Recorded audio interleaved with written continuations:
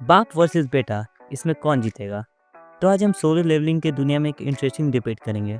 कौन है ज़्यादा स्ट्रांग, संग जिनवू या उसके फादर संग इलवान? सीजन 2 के आते ही फैंस के बीच एक सवाल घूम रहा है, जिनवू और उसके फादर के बीच अगर टक्कर होती है तो विनर कौन होगा? वैसे हमारे घर में तो ऑब्वियसली हमारे पापा ही होंगे, लेकिन इस एनीमे में देखते कौन होता है? तो इस वीडियो में हम दोनों के पार्ट्स और स्टोरी को एनालाइज करेंगे। तो चलिए शुरू करते हैं। Pixels light the way, another quest begins through the dungeons, deserts, and the cyber wind. संग जिनवू के ई रैंक हंटर से मोनार्क तक के सफर। सोलो लेवलिंग की शुरुआत होती है एक ई रैंक हंटर संग जिनवू के साथ, जो वर्ल्ड्स वीकेस्ट हंटर कहलाता था। छोटी सी डंजन में भी सरवाइव करना उसके लिए मुश्किल होता था, लेकिन डबल डंजन रेड के दौरान सब कुछ बदल गया। उस रेड के बाद सिस्टम ने जिनवू को चूज किया, जिससे उसे अपने आप को ट्रेन करने का चांस मिला। क्वेस्ट्स और लेवलिंग अप के जरिए जिनवू धीरे धीरे एक अनडिफिटेबल वॉरियर बन गया। आखिर में वो शैडो मोनार्क बनकर दुनिया का सबसे पावरफुल बिंग बन जाता है। एस रैंक हंटर्स को भी पीछे छोड़ देता है। संग इलवॉन का राज। स्टोरी की शुरुआत में संग जिनवू के फादर संग इलवॉन काफी टाइम तक एब्सेंट रहते हैं। जिनवू के साथ सिर्फ उसकी माँ पार्क क्योंग ह्यूई और छोटी बहन सुंग जिना दिखाई देती है। जिनवू के फादर काफी समय तक मरा हुआ माना जा रहा था, क्योंकि वो एक डंजन में ट्रैप हो गए थे, लेकिन लेटेस्ट स्टोरी में वो एक बड़े ट्विस्ट के साथ वापस आते हैं। तो चलिए हम बात करते हैं कि सन इलवॉन के पार्ट्स और कहानी क्या है। संग इलवॉन एक फाइटर थे जो अपनी फैमिली के लिए काम करते थे। जब गेट्स दुनिया में स्पॉन होने लगे तब उन्होंने अपने हंटर्स एबिलिटी को यूज़ करना शुरू किया। उस वक्त रैंकिंग सिस्टम अवेलेबल नहीं थी, लेकिन इलवॉन की एबिलिटी एस रैंक हंटर्स के बराबर मानी जाती थी। एक रेड के दौरान वो डंजन में ट्रैप हो गए थे और उन्हें डेड माना गया था, लेकिन रूलर्स ने उन्हें बचा लिया और अपना वेसल बना लिया।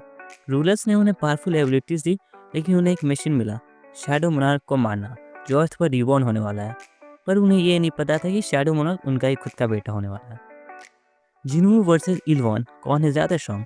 अब दोनों के पार्ट्स को compete करते हैं, तो पहले हमेशा बेटे की पार्ट से स्टार्ट किया जाए, संग जिनवू की पार्ट्स। जिनवू के पास शैडो आर्मी है जो बेडो और इग्रिस जैसे पावरफुल जनरल से भरी हुई है, और बाद में जाके उसके पास और भी ज़्यादा शैडो आर्म आती है जब वो शैडो मोनार्क बन जाता है। एशबॉर्न के सक्सेसर के रूप में जिनवू के पास किसी भी मोनार्क से ज़्यादा है। जिनवू रिकर्शन के बाद इमोर्टल हो गया है और इम्पॉसिबल बैटल्स को सर्वाइव कर सकता है।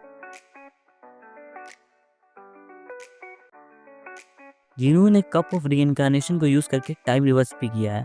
अगर आपको नहीं पता है कि कप ऑफ रीइंकार्नेशन क्या है, आप कमेंट्स में बताएं, मैं उसके ऊपर भी वीडियो बना दूंगा।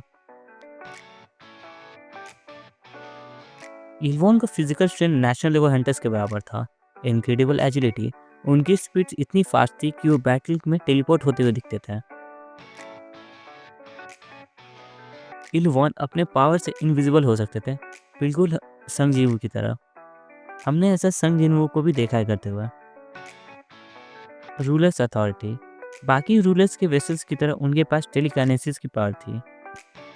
स्पिरिचुअल बॉडी मैनिफेस्टेशन, रूलर्स की एनर्जी यूज करके वो अपने स्ट्रॉन्ग फॉर्म को एक्टिवेट कर सकते हैं। तो चलिए बात करते हैं फादर सन डायनामिक की। संग जिनवू और इलवॉन के बीच डायरेक्ट फाइट नहीं होती है, लेकिन उनकी स्टोरी का कनेक्शन काफ़ी इंपॉर्टेंट है।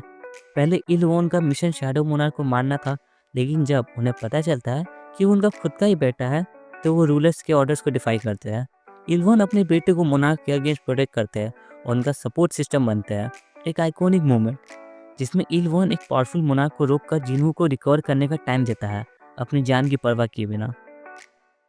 संग इलवॉन की मौत और उसका इम्पैक्ट। ओरिजिनल टाइमलाइन में इलवॉन मोनार्क के अगेंस्ट लड़ते हुए पावर्स को ओवरयूज करके डेथ को फेस करते हैं, लेकिन ये सैक्रिफाइस जिनो को शैडो मोनार्क बनने का मौका देता है। लेकिन रिवाइज टाइमलाइन में जब जिनो ने कप ऑफ रीइंकार्नेशन यूज़ किया था अपने फादर को बचाने के लिए, जिसमें एक हैप्पी लाइफ जीते हैं, और इससे ये प्रूफ होता है कि जिनो अपने गॉड लाइक पावर्स के बावजूद अपनी ह्यूमैनिटी को नहीं भूलता है। तो चलिए बात करते हैं अर्जुन की, कौन है ज़्यादा स्ट्रॉन्ग?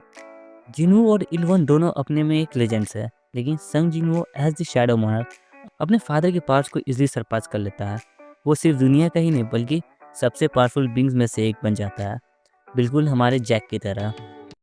मैं इस दुनिया का राजा हूँ, मैं तो पापा हूँ, पापा इस दुनिया का पापा। लेकिन इलवॉन का रोल एक मेंटर और प्रोटेक्टर के रूप में अब यूनिक है। अगर उनका गाइडेंस और सेक्रीफाइस ना होता तो जिनवू कभी शैडो मोनार्क नहीं बन पाता। तो हमेशा कहा जाता है ना कि बाप का सेक्रीफाइस कभी नहीं भूलना चाहिए। तो इसमें भी वही होता है।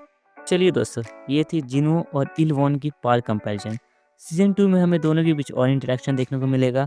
अगर आप कहना है जिन्हो और उसके फादर के डायनामिक के बारे में और आपको लगता है कि मैंने गलत कंपैरिजन किया है, तो आप ज़रूर कमेंट्स में बता सकते हैं। और हाँ, वीडियो लाइक, शेयर करना और चैनल सब्सक्राइब करना ना भूलें।